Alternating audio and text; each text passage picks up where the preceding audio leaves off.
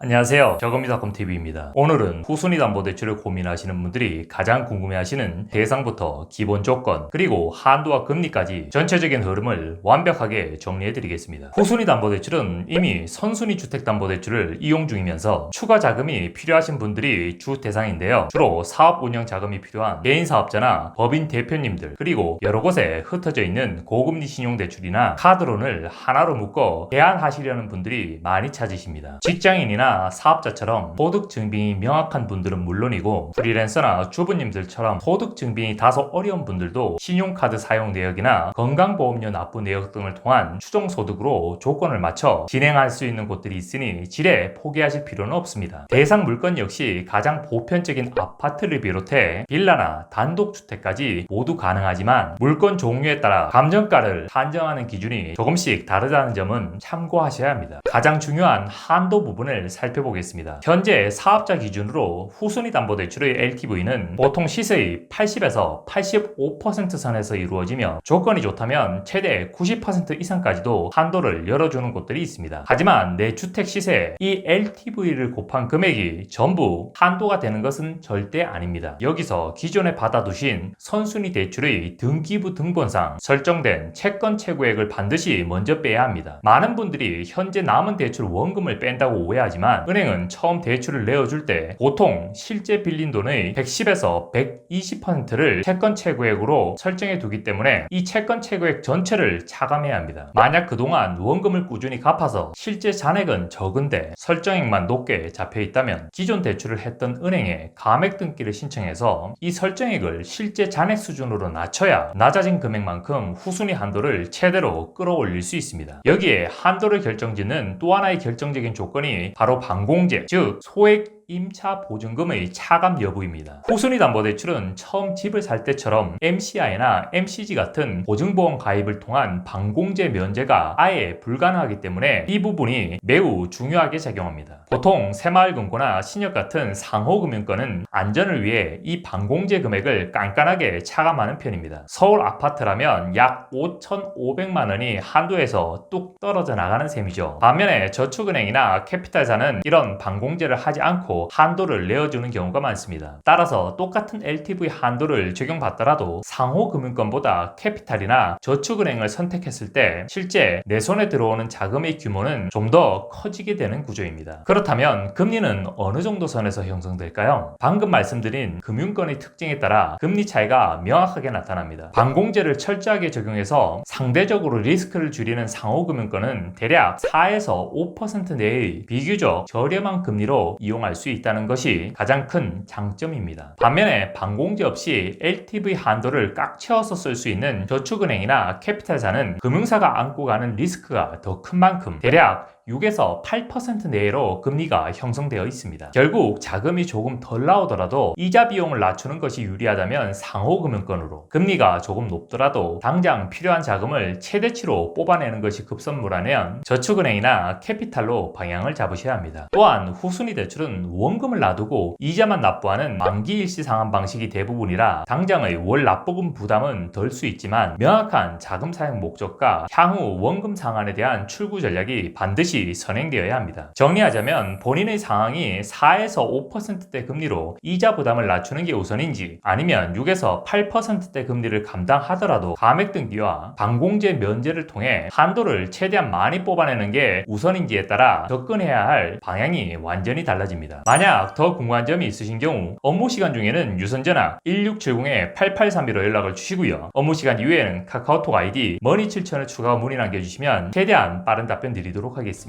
지금까지 저금리닷컴TV였습니다. 감사합니다.